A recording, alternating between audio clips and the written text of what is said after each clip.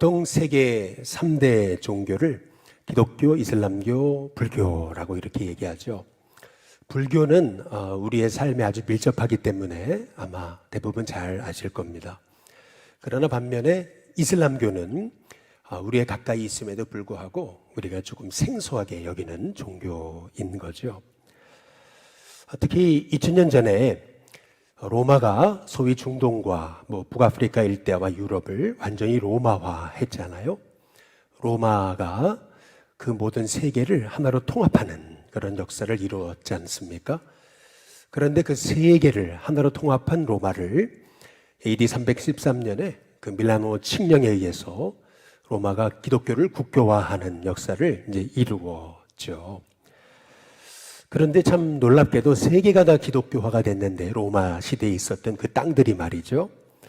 그런데 주후 616년에 시작된 이슬람이 소위 과거에 소위 파르티아 제국이라고 불렸던 그 땅 신페르시아 제국을 완전 정복하고 그 모든 일대를 다 이슬람화 하잖아요. 뿐만 아니라 소위 서로마 제국은 망하고 이제 동로마 제국이라고 불렸던 비잔틴 제국은 이슬람에 밀려가지고 쪼그라드는 그러한 역사를 이제 보게 됩니다.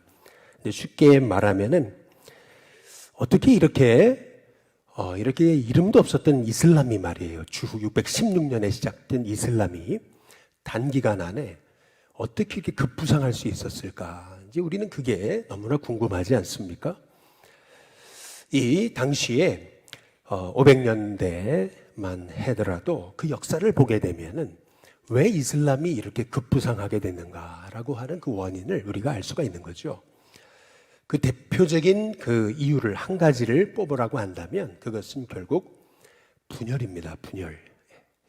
당시에 소위 파르티아 제국이라고는 그 페르시아 그 제국과 그리고 소위 비잔틴 제국이 서로 맞붙어 싸웠는데 힘이 아주 비슷비슷했습니다. 그러다 보니까 계속 서로 싸우는데 이게 서로 우열을 가리지 못한 거예요.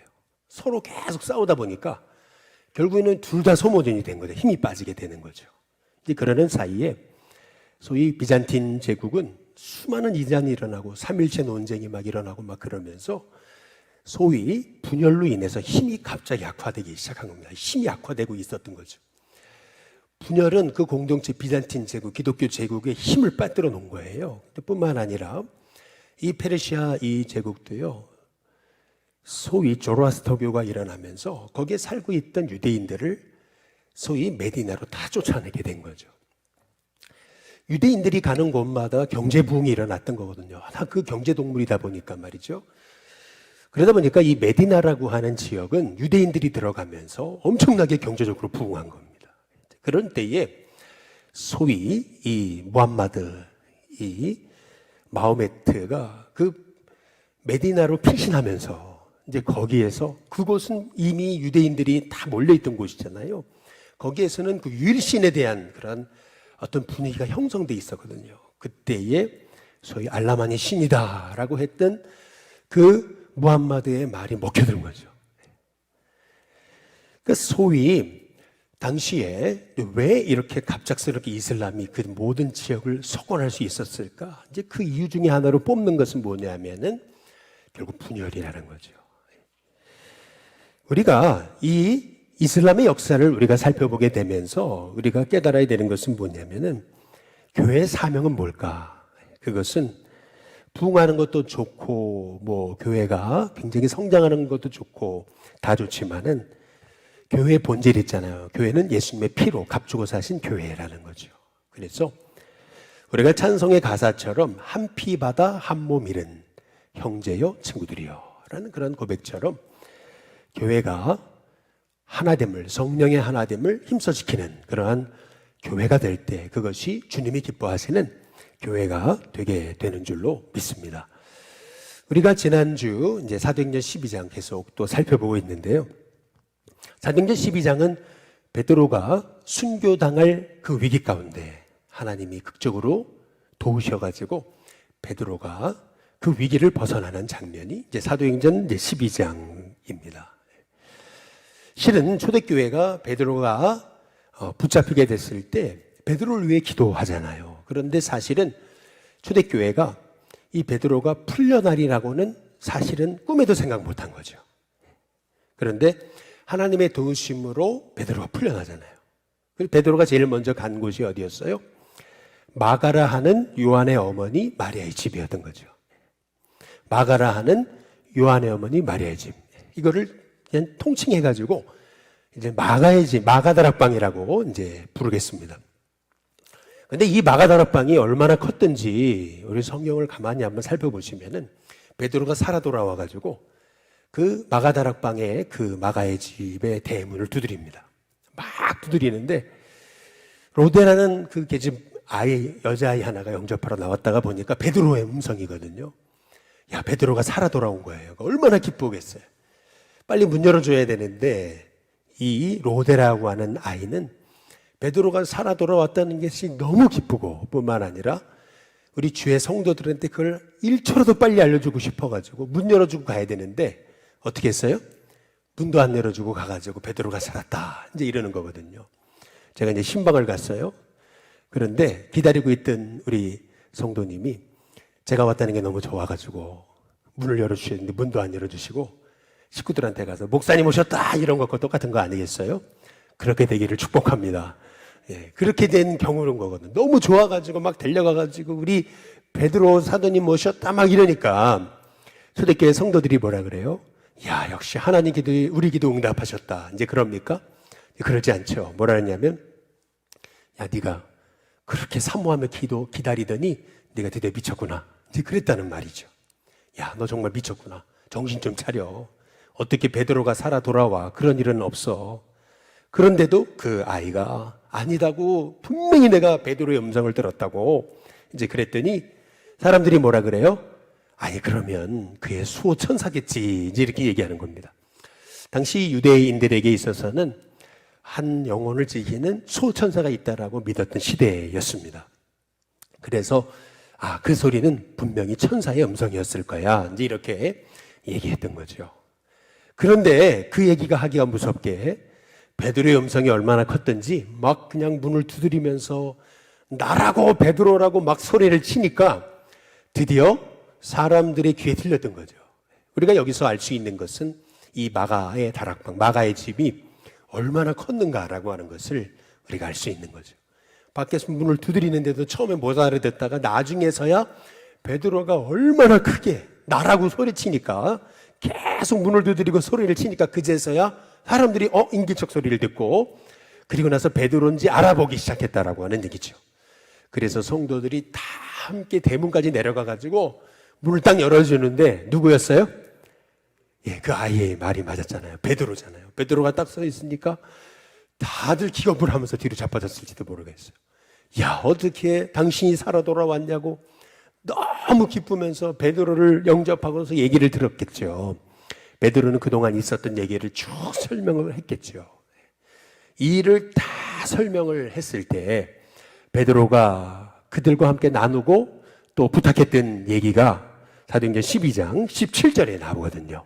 우리 같이 한번 읽어보겠습니다. 함께 있습니다. 시작. 베드로가 그들에게 손짓하여 조용하게 하고 주께서 자기를 이끌어 옥에서 나오게 하던 일을 말하고 또 야고보와 형제들에게 이 말을 전하라 하고 떠나 다른 곳으로 가니라. 베드로가 살아 돌아와서 있었던 일을 쭉 설명한 다음에 그리고 부탁을 합니다. 야고보와 형제들에게 이 말을 꼭 전해달라. 그리고 떠나 다른 곳으로 갔다. 이렇게 얘기합니다. 그도 그럴 것이 우리가 성경을 통해 보면 베드로가 그 옥문을 열고 나갔다는 그러한 얘기를 듣고 헤롯 아그리파 1세가 그 베드로를 지켰던 파수꾼들 다 죽여버리잖아요. 16명이었는데 4명씩 4계조로 해가지고 밤새 지키는 16명의 파수꾼들을 다 죽여버립니다. 그러니까 당연히 베드로도 살려면 도망쳐야죠. 그래서 급히 그곳을 떠나 다른 곳으로 가게 된 거죠. 근데 베드로가 다른 곳으로 가기 전에 제자들에게 당부했던 것이 있어요. 그게 뭐냐면 다시 한번 사도행전 12장 17절에 보면은 이렇게 얘기하죠. 야고보와 형제들에게 있었던 이 일들을 꼭 전해달라. 그리고 떠나 다른 곳으로 갑니다. 여기서 중요한 말은 야고보와 형제들이라고 하는 말씀이죠. 우리 여기 교회 뒷동산이 여기 뒤에 남산 순환도로가 있잖아요. 보통 보면 차들이 막 달릴 때가 있어요. 근데 차들이 막 달리다가 예를 들어 굴렀다고 쳐보세요. 그래가지고 여기 뒤에 뒷동산 이 놀이터에 차가 탁 하고 떨어졌다고 생각해 보세요. 그러면은 그 사고가 났을 때 사람들이 뭐라 그랬어요? 뭐라 그러겠습니까? 제가 그때 마침 그 자리 교회 여기 사택이 없었어요. 그러면은 사람들이 그러겠죠. 꼭 목사님한테 알려두시고 그리고 성도님들 알리라고 이렇게 얘기하겠죠. 마찬가지예요. 지금 베드로가 야고보와 형제들에게 이 말을 전해라 라고 하는 얘기는 뭘 의미하는 거냐면 이런 얘기입니다.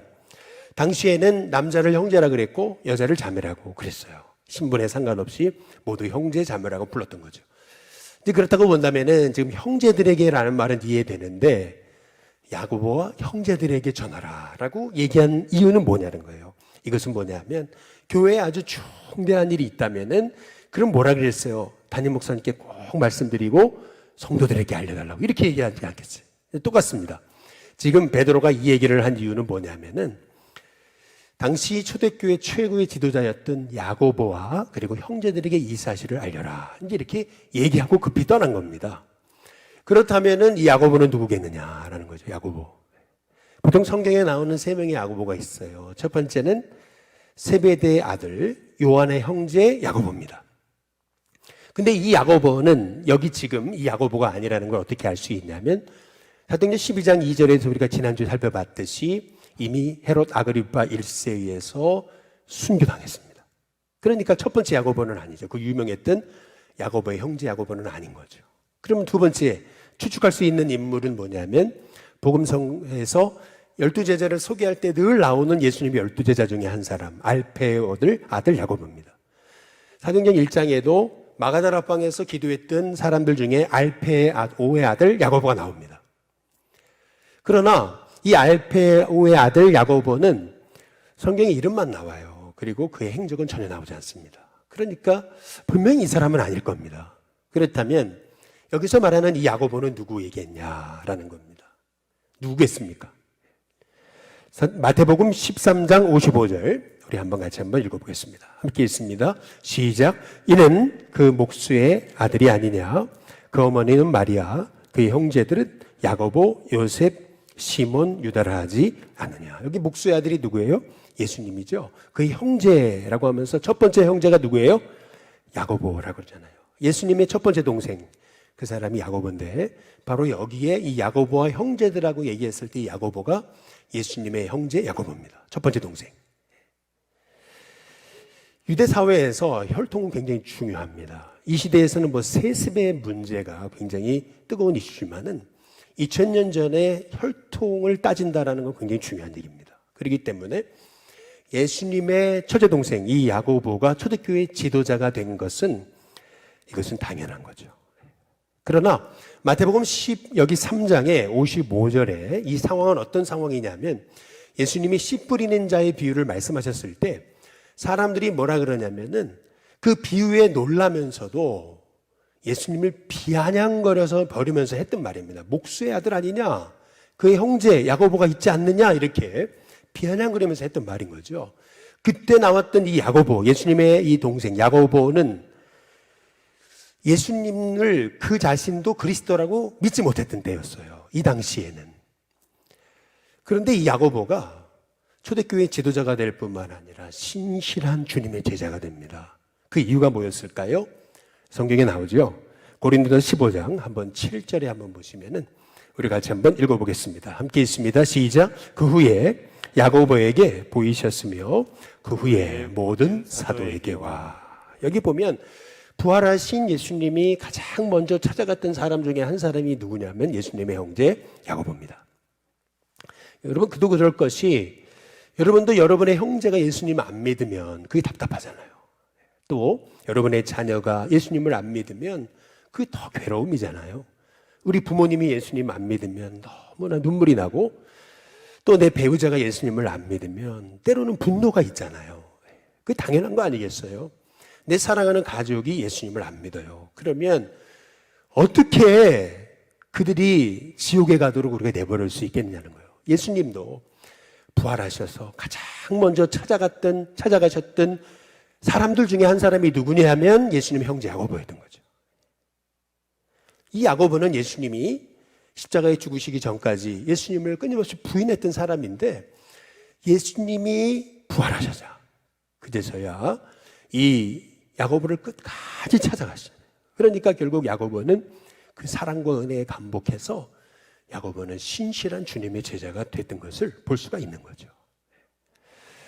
고린도서 15장에 보면은 예수님이 부활하셨을 때 사람들을 만나주시는데 어떤 때는 500여 형제에게 일시에 보여주셨고 만나셨고 어떨 때는 12제자에게 이렇게 예수님이 자신을 보여주셨어요. 그런데 1대1로 예수님이 부활하셔서 만나주신 사람 고린도전서 15장에 보면 세 사람이 나오거든요. 세 사람. 첫 번째는 누구냐면 게바, 베드로입니다. 두 번째는 누구냐면 사도 바울이고요. 세 번째가 누구냐면 야고보입니다. 그렇다고 한다면 이 야고보에게 예수님 무슨 말씀을 하셨을까요? 만나셔가지고 뭐 성경에 나와 있지 않기 때문에 우리는 알 수 없지만 그러나 추측해 보기는 뭐냐면 베드로에게 하셨던 말씀을 하지 않으셨을까라는 생각을 해보게 돼요. 베드로에게 예수님이 3번 하신 말씀이 있잖아요. 내 어린 양을 먹이라, 내 양을 치라, 내 양을 먹여라. 이것이 예수님이 하신 말씀이 아니시겠어요? 더구나 야고보는 훗날 초대교회 기둥 같은 지도자가 되어야 됐기 때문에 예수님이 야고보에게 양을 맡기셨다라고 하는 것은 분명히 우리가 추측해 볼 너무나 중요한 사실임을 알 수가 있는 거죠. 주님께로부터 사명을 부여받고 야고보가 했던 일이 뭐냐면은 야고보는 그 주님이 주신 그 사명을 감당하고자 죽을 때까지 흔들림 없이 오로지 교회를 세우기 위해 자신을 헌신합니다. 그도 그럴 것이 자기를 끝까지 믿어주셨잖아요. 사랑해 주셨죠. 용서해 주셨죠. 그리고 사명까지 맡기셨잖아요. 그래서 우리는 이 야고보라고 하는 인물이 성경에 많이 이렇게 부각되지는 않지만 물론 야고보서를 통해서 우리가 그가 어떤 사람인지는 알 수 있지만 성경의 야고보에 대한 구체적인 다른 기록들을 찾아봄에 있어서 우리가 굉장히 중요하게 여겨야 되는 본문은 어떤 본문이냐면 사도행전 15장입니다. 15장에 보면은 그 기독교 역사의 최초의 총회라고 불려지는 예루살렘 총회가 열리거든요. 온 그리스도인들이 한 자리에 예루살렘 모인 겁니다. 근데 그때 무슨 일로 모였냐면은 이방인들에게 할 일을 줘야 되느냐, 모세의 율법을 지키게 해야 되느냐, 이 문제 가지고 교회가 열띤 토론, 반론을 벌였던 것을 알 수가 있어요. 굉장히 열띤, 아주 그냥 굉장히 신랄한 그런 대화들이 오가면서 이 초대교회는 분열의 위기를 맞았었습니다. 그때 그 예루살렘 총회 최초로 열려진 온 교회 최초 총회의 감독이 누구였냐면 바로 야고보였던 거죠. 그 의장이 야고보였어요. 그런데 그렇게 의견이 서로 맞설 때 이 야고보가 했던 일이 뭐냐면은 야고보는 그 문제를 어떻게 해결하는 거냐면 성경에 보니까 철저히 자기 얘기가 아니고 하나님의 말씀을 가지고 그 문제를 풀고 그리고 내 생각에는 이렇게 얘기하는 걸 볼 수가 있습니다. 이 야고보가 문제를 풀었던 그 문제의 해결 방법은 뭐였냐면 사도행전 15장 한번 18절을 보시겠습니다. 18절에 보면은 야고보의 얘기인 거죠. 우리 같이 한번 읽어보겠습니다. 같이 읽습니다. 시작. 즉 예로부터 이것을 알게 하시는 주의 말씀이라 함과 같으니라. 한번 따라해 보시죠. 주의 말씀이라.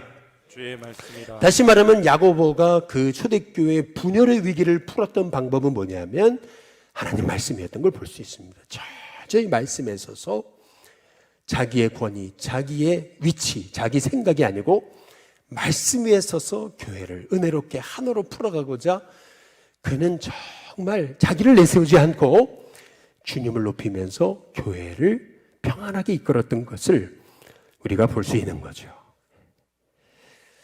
야고보는요, 그 다음에 우리가 성경을 보면서 추측할 수 있는 것은 뭐냐면은 얼마든지 그는 예수님의 혈통, 소위 북한으로 얘기하면 백두혈통입니다.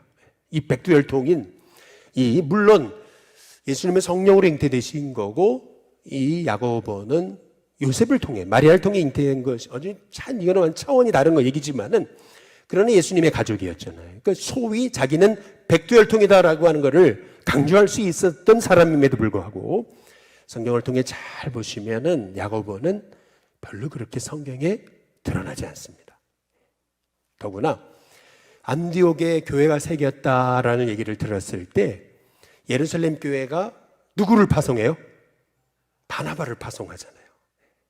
근데 예루살렘 교회가 안디옥에 바나바를 파송했을 때 그 파송했던 사람이 누구겠습니까? 예루살렘 교회의 최고 감독이었던 야고보였을 거라는 거죠. 그리고 그 다음 기독교 역사를 살펴보면은 바나바와 사울이 생명 걸고 복음 전할 때 그들을 끊임없이 뒤에서 후원했던 것을 우리가 볼 수 있는 거죠.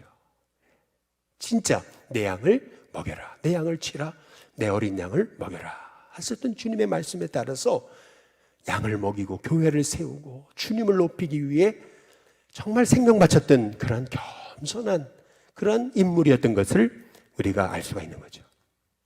근데 제가 이 말씀을 드리는 이유는 뭐냐면 아까 처음에 서두에서 이슬람에 대한 얘기를 했습니다. 이슬람은 마호메트가 570년경에 태어나는데 이 마호메트는 어머니 뱃속에서 아버지를 잃습니다. 아버지가 여행 중 죽어요. 그리고 어머니마저 6살 때 죽습니다. 그리고 누가 기르냐면 그 할아버지가 기르는 거예요. 할아버지가 기르는데 할아버지도 마호메트의 8살 때 죽습니다. 그러니까 마호메트는 8살 때 고아가 된 거죠. 직계가족이 없습니다. 그런 상황에서 이 마호메트를 키웠던 사람이 누구냐면 삼촌입니다. 작은아버지. 이 작은아버지가 이 마호메트를 길렀어요. 마호메트는 아주 대상단에서 인정받아가지고 대상단의 리더가 됩니다. 그런데 그 대상단을 책임지는 전체 소유주, 대상단을 꾸리고 있었던 엄청난 부자, 정말 당시에 대상단을 가지고 있었다는 것은 정말 갑부였다는 얘기거든요. 근데 이 대상단의 주인이 누구였냐면 4번이나 결혼에 실패했던 40살의 과부였습니다. 근데 이 40살의 과부와 그 상단의 리더로 뽑혔던 마호메트가 결혼을 한 겁니다. 이 마호메트는 25살이었고 이 과부는 40살이었습니다. 15살 차이였습니다. 자식을 낳기 시작했죠. 이 과부에게도 자식이 있긴 했는데 이제 마호메트 사이에 자식을 낳는데 7자녀를 낳습니다. 그 중에서 3남 4녀였어요. 근데 그 3남 아들 3사람이 어린 나이에 다 죽습니다.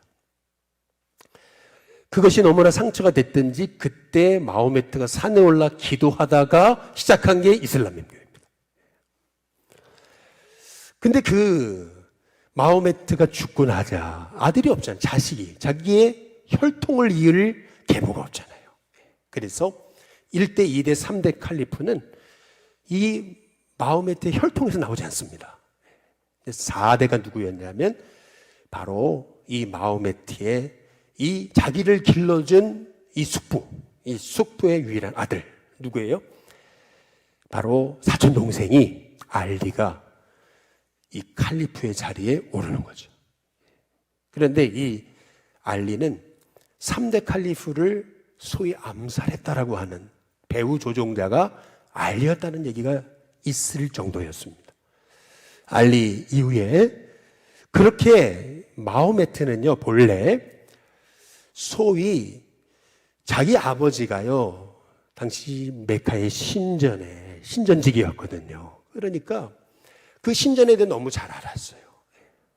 당시에 그 신전에는요 매일같이 섬기는 신이 바뀌었어요. 360일이라고 생각했는데 360개의 신이 있었어요.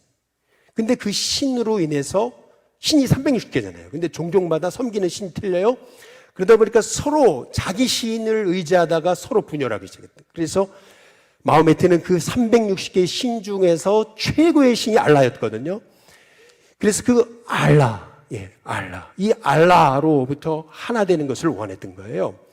그런데 그의 사촌 동생, 그의 그 숙부가 자기를 키워줬잖아요. 그 은혜를 갚기 위해서 사촌 동생을요 사위로 맞아들입니다.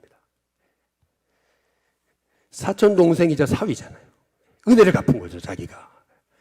그러고 나서 이 마호메트가 자식 없이 죽으니까 그러니까 이 알리가 그 혈통을 이은 거잖아요. 근데 알리가 혈통을 이은 다음에 이 이슬람은요, 아주 극렬히 파가 갈립니다. 그게 그 유명한 수니파 시아파입니다. 시아파는 이 알리, 이 마호메트의 피의 혈통을 이은 사람만 칼리프가 될 수 있다 주장하기 시작한 거죠. 거기서부터 소위 세계 역사의 비극이라고 하는 이슬람의 아주 극이슬람파들이, 극우파들이 일어나게 된 거죠. 소위 수많은 테러를 저지르는 그러한 그 모든 아픔이 양산되기 시작했던 것을 볼 수가 있는 거죠. 여러분, 우리가 이 야고보와 알리의 모습을 보게 되면서 우리가 어떻게 신앙생활을 해야 되겠는가라고 하는 것을 우리가 보게 되는 거죠.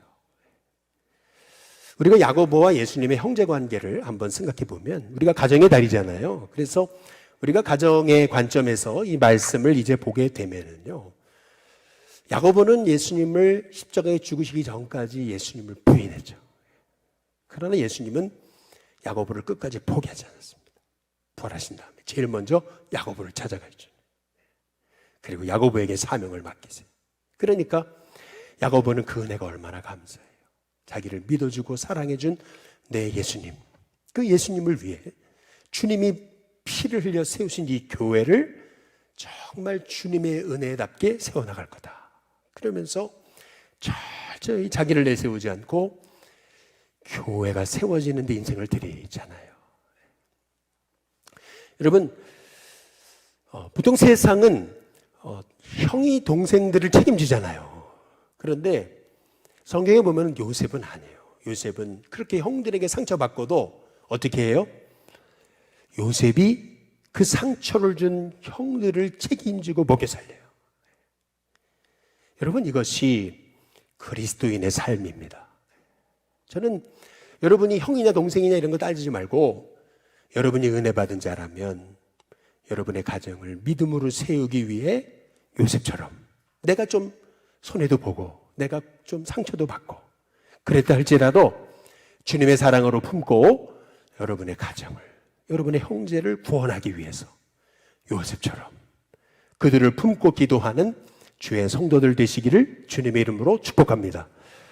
또 보통 세상은 동생이 형을 섬기죠. 그런데 아론과 모세의 관계를 보면은요, 아론이 형이에요. 그런데 모세는 동생입니다. 그럼에도 불구하고 아론은 동생 모세를 광야에서 40년간 극진히 섬깁니다. 그것도 2인자가 돼가지고 평생 2인자로서 모세의 울타리가 돼가지고 또 모세의 대변자가 돼가지고 철저히 자기는 모세를 섬기면서 40년간 광야에서 백성을 이끌거든요. 형이 동생을 섬긴 겁니다. 여러분, 어찌 보면은 세상에서는 어떻게 형이 동생을 섬기냐 이렇게 얘기할지 모르지만 실은 은혜 받은 자는요, 형이고 동생이 없습니다. 가족의 구원을 위해 섬기는 자가 사실은 복받은 자죠. 저는 우리 예신교회 성도님들이 이 시대의 요셉이 되고 또 이 시대의 아론이 될 수 있게 되시기를 주님의 이름으로 축복합니다. 여기 예수님과 이 야고보의 이 관계도 그렇잖아요. 예수님은 끝까지, 물론 예수님은 동정녀, 성령을 통해서 예수님은 마리아의 몸을 빌어 이 땅에 오신 우리의 그리스도 되시고, 야고보는요, 어머니가 마리아, 아버지가 요셉이에요. 전혀 이거는 혈통으로 따질 수 없는 거예요. 예수님은 우리 하나님이시고 또 야고보는 인간에 불과한 사람이죠. 그러나 이것을 그렇게 따질 게 아니고 예수님이 그 요셉의 마리아의 가정에서 형으로서 이 관점을 보게 되시면은 그 야고보가 예수님을 끝까지 믿지 못하잖아요. 그런데 예수님은 부활하셔서 끝까지 야고보를 찾아가시잖아요. 저는 우리 개신교회 성도님들이 여러분의 형제 가족 중에서 믿지 않는 형제가 있다면 아유, 저 형은 안 돼, 저 동생은 안 돼, 그게 아니고 예수님처럼 끝까지 찾아가 복음 전하고 섬겨주고 용서해주고 사랑하는 우리 일신교회 성도님들 될 수 있기를 주님의 이름으로 축복합니다. 예수님이 야곱을 포기하지 않으셨어요. 그랬더니 야고보가 초대교회의 위대한 지도자가 됩니다. 교회를 든든히 세워가는 정말 교회를 교회답게 만든 인물이 되죠. 주님의 사랑은 절대 헛되지 않습니다. 마찬가지로 저와 여러분들이 끝까지 주님의 사랑을 가지고 여러분의 가족, 형제, 부모님, 자녀들을 섬길 때 여러분 그 섬김과 사랑은 헛되지 않을 줄로 믿습니다. 여러분도 주님처럼 야고보에게 끝까지 찾아가시고 요셉처럼 가족을 섬기고 살리고 또한 아론처럼 형이지만 형이라는 권세만 내세우지 않고 동생을 섬기면서 그것도 40년 동안 그래서 주의 뜻을 이루어가게 만드는 진짜 주님의 복음의 사람, 형제 될 수 있기를 주님의 이름으로 축복합니다. 오늘 이 시간 같이 함께 우리 말씀 생각하면서 우리가 교회입니다. 주님의 교회를 세우기 위해 힘쓰고 애썼던 하나님의 종들처럼 우리도 주님의 교회를 이렇게 세워갈 수 있도록 우리 함께 이 찬양 부르시고 우리 함께 기도하는 시간 갖겠습니다. 다 함께 일어나셔서 우리는 교회입니다. 우리 함께 찬양 부르겠습니다.